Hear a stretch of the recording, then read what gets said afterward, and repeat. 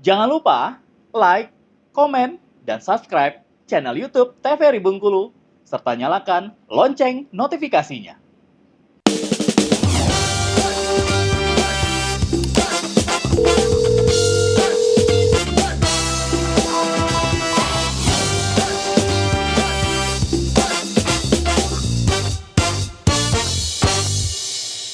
Masih pemirsa, masih di Dokter Kita TVRI Bengkulu bersama Kita Sehat tentunya, dan kita akan membahas kembali tentang nutrisi penting untuk ibu-ibu hamil bersama dengan Dr. Elsie dan juga Dr. Wenti. Kembali silakan slide-nya untuk Dr. Wenti ya. Terakhir kita di lemak jahat, lemak baik, lemak jenuh dan lemak tidak jenuh. Benar, ya kan? Jadi kalau lemak yang tidak jenuh itu yang kayak minyak ya, minyak alami, kemudian alpukat, kacang-kacangan ya. Kalau yang lemaknya jenuh seperti keju ya, susu itu boleh, tapi dibatasin, artinya tidak boleh berlebihan ya. Dikit aja. Benar. Dan susu itu harus di tanda kutipin yang harus yang terpasteurisasi ya, bukan yang susu yang dari sapinya segar nih katanya fresh milk. Oh, itu nggak bisa, nggak boleh sama ibu hamil. Kenapa? Tadi daging tadi udah dibilang sama dokter Elsie ya, daging atau makan makanan itu harus matang. Begitu juga dengan susu. Jadi susu yang belum diproses, artinya kuman-kumannya kan masih banyak di sana. Ibu hamil itu sangat rentan. Apalagi untuk janinnya, takutnya terbawa ke janinnya yang belum memiliki imunitas. Betul. Jadi usahakan susu yang sudah terpasteurisasi ya, atau susu yang sudah di dalam proses ya, sudah UHT seperti itu ya. Jangan karena ini fresh nih, segar nih langsung gitu. Nah, baik nih buat tubuh. Benar. Padahal sebaliknya. Ya, untuk ibu hamil tidak bisa ya. Oke, ini lemak tadi. Nah, setelah lemak, oke, ini ada lagi tambahan nih, omega 3 dan 6 atau asam lemak esensial. Asam lemak esensial maksudnya adalah asam lemak yang memang tidak bisa atau memang tidak ada di dalam tubuh kita. Jadi prosesnya harus diambil dari makanan atau bahan-bahan yang ada di luar ya, tidak diproduksi oleh tubuh ya. Jadi omega 3 dan 6 ini kayak familiar ya, sering ada di susu-susu sepertinya ya, di keju-keju katanya ya. Jadi ini penting ya untuk menurunkan peradangan, melebarkan pembuluh darah dan menurunkan pembekuan darah. DHA-nya untuk komponen membran sel sistem saraf, kemudian untuk mata itu bagus sekali. Contoh-contohnya ya ada di sayur ya, di ikan, di minyak ikan ya, di kacang-kacangan ya. Jadi rata-rata ada di makanan-makanan. Makanya itu ibu hamil atau ibu menyusui harus banyak bervariasi, makanan yang beraneka ragam. Jangan dibatasin makanannya ya. Oke, jadi nah kita masuk ke mikronutrien. Tadi udah bahas makro. Ini ada namanya mikro. Kenapa namanya mikro? Karena yang dibutuhkan oleh tubuh memang tidak sebanyak makronutrien tadi. Tapi ini sangat penting ya. Dan banyak sekali komponen-komponennya ya.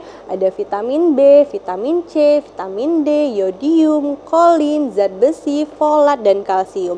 Jumlahnya memang tidak sebanyak kebutuhan karbo atau protein. Tapi dia fungsinya sangat penting untuk perkembangan janin dan si ibunya. Oke, jadi ini ya kurang lebih kebutuhan mikronutrien ibu hamil.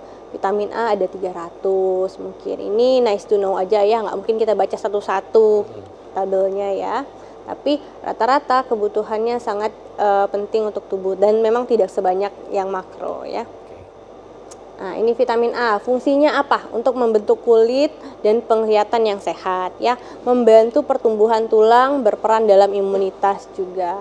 Jadi kalau makanannya apa aja nih dok yang kayak vitamin A? Bisa di hati sapi ya. Jumlahnya berapa? Bisa 3 ons saja. Jadi dikit aja udah bagus ya, udah terkandungnya udah lumayan, udah tercukupi ya. Jadi kan angka kecukupan gizinya ada sekitar 500 mikrogram ya.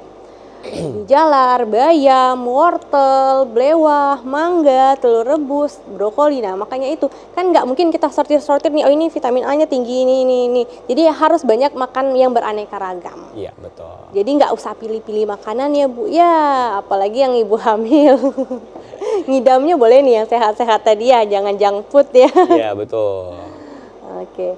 Vitamin A. Nah, ini asam folat nih. Ini asam folat tadi ada dibahas sedikit sama Dr. Elsa. Jadi memang penting sekali asam folat ini atau B9 ya, namanya vitamin B9. Sebelum hamil juga lebih baik dikonsumsi Ya. karena persiapan untuk ibu hamil ketika hamilnya tadi. Jadi untuk program-program hamil bahkan dokter-dokter kandungannya menyarankan untuk mengkonsumsi asam folat ya. Fungsinya apa? Banyak sekali fungsinya ini. Membantu pembentukan DNA ya, kemudian merubah zat-zat asam amino dalam tubuh, membentuk untuk perkembangan saraf, mencegah kerusakan otak, kemudian tulang belakang ya. Nah, kalau apa yang terjadi kalau kurang asam folat pada saat kehamilan? Bisa terjadi resiko ruptur plasenta ya. Kemudian bisa bayi lahir mati atau lahir prematur, preeklamsi ya. Kemudian kelainan kongenital seperti yang spina bifida atau yang belakangnya itu ya, tengkorak belakangnya tidak tertutupi ya. Kemudian berat bayi lahir rendah. Jadi fungsi asam folat ini sangat penting. Bahkan setelah lahir pun ibu menyusui pun tetap direkomendasikan meminum asam folat. Asam folat ya. Ya. Tapi agak mahal ya dari asam folat, edamame sama asparagus ya. Ya, jadi sebenarnya memang kalau untuk makanan asam folat ini dia jumlah yang makanan yang beredar atau makanan yang kita konsumsi memang tidak sebanyak itu ya, kandungannya hanya 100 gram. Jadi makanya banyak tambahan suplemen tambahan diberikan. Kasih selada. Dan vitamin tambahan. Di Puskesmas dapat loh gratis ya asam folat. Oh, asam folat. Oh Iya, suplemennya. Jadi karena di makanan itu nggak gitu banyak ya Mas ya, cuma 100 gram jumlahnya, cuma sedikit-sedikit ya, sedangkan kebutuhannya itu 400 mikrogram. Ditambah ibu hamil tambah 200, jadi 600. Nggak mungkin kita makan 6 banyak gitu kan. Betul. Jadi tambahannya adalah suplemen tambahan. Biasanya dikasih sama Puskesmas gratis. Kalau mau berbayar juga ada, banyak sekali. Kalau ibu hamil itu sering-seringlah kunjungi Puskesmas. Benar, sering-sering diperiksa ya. Karena banyak yang gratis juga. Iya, jadi ini ya, brokoli bisa alpukat murah loh. Iya benar. Gak terlalu jagung manis, mangga, jeruk ya, jadi banyak sekali. Nah ini zat besi ini apalagi untuk bayi ya, itu sangat penting dia. Sampai umur 6 bulan itu masih tabungan dari ibunya hamil ya, zat besinya. Dan zat besi ini banyak sekali di makanan-makanan loh, ada yang di kacang-kacangan, di daging sapi ya, banyak sekali jenis-jenisnya. Nah, apa yang terjadi kalau kekurangannya? Resiko lahir prematur, berat badan bayi lahir rendah, kemudian inteligensia, motoriknya atau kognitifnya akan kurang ketika dia balita nanti. Karena itu tadi side effect-nya itu kedepannya lumayan jauh untuk bayinya tadi. Kasihan kalau kekurangan ya. Nah, ini yang sering terjadi, zat besi atau kita kenal biasanya dengan tambah darah ya. Dia biasanya bisa membuat anemia ya.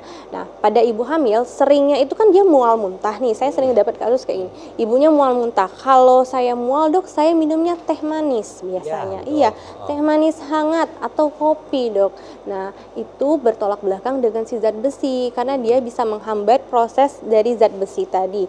Bukan hanya zat besi ya, mikronutrien pun dia akan terhambat karena si kafein atau di teh tadi. Oh, jadi jangan ya. Iya, jadi makanya kalau untuk ibu hamil lebih kita sarankan coba jangan teh ya Bu ya, coba ganti susu mungkin ya. Susu pun tidak boleh berbarengan dengan zat besi karena prosesnya tetap menghambat absorpsi si zat besi tadi.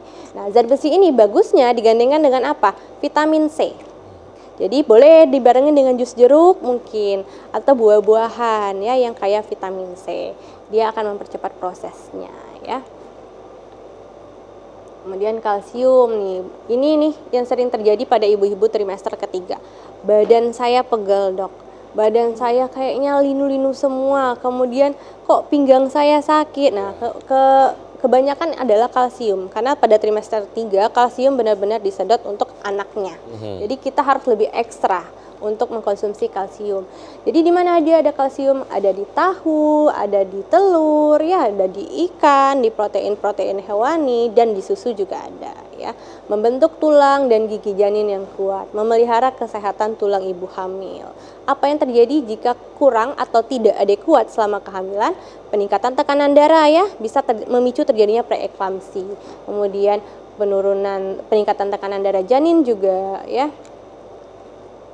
Oke, ini vitamin D juga tadi sama pentingnya ya. Kekurangannya juga apa? Bayi lahir kecil, kadar kalsium bayi rendah, klasifikasi tulang bayi normal, keguguran, preeklamsi. Jadi sangat-sangat penting. Di mana dapat vitamin D? Itu macam-macam ya, ada di telur ya, ada di daging, nggak harus salmon ya, ikan kembung juga tinggi kok, ikan lele juga tinggi kok. Ya betul. Nanti harus cari kata dokternya harus di salmon, enggak ya.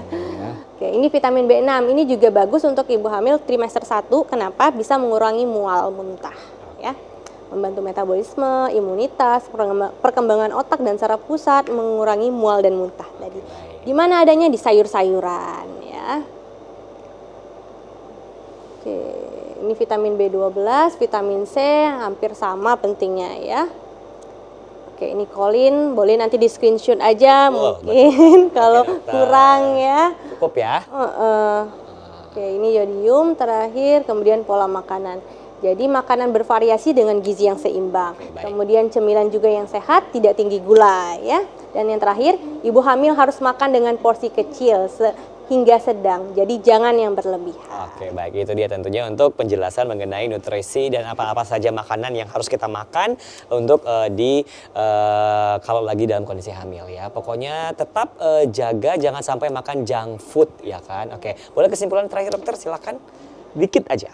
Oke, jadi kesimpulan hari ini, jadi sebaiknya ibu-ibu hamil yang pertama tetap melakukan pemeriksaan ke puskesmas, kupingnya dibaca lembar per lembar, setiap halaman itu Pak ada informasi yang penting. Yang kedua, dia harus makan nutrisi yang seimbang, tidak banyak ya, tidak melebihi porsinya. Jadi masing-masing trimester 1, 2, 3 itu ada zat gizi yang sangat-sangat penting untuk perkembangan janin. Oke, tambahan dikit dokter Wenti, silakan. Dikit aja. Iya, jadi jangan dipantang-pantangin ya makanannya Bu ya. Satu lagi, pendampingan dari orang terdekat, suami dan keluarga. Jadi harus diingatkan ibu hamilnya untuk makan makanan bergizi, difasilitasi dan disediakan. Oke, itu dia tentunya ya untuk penjelasan kita mengenai nutrisi penting ibu hamil. Nah, demikian pemirsa, semoga bermanfaat apa yang telah kita sampaikan, dan untuk ibu-ibu hamil tetap jaga kesehatan dan juga jaga nutrisinya. Jangan sampai kekurangan nutrisi dan jangan sampai juga nantinya janinnya bermasalah tentunya ya. Saya Karim pamit, terima kasih. Assalamualaikum warahmatullahi wabarakatuh dan sampai jumpa kembali di Dokter Kito TVRI Bengkulu bersama Kita Sehat. Sampai jumpa.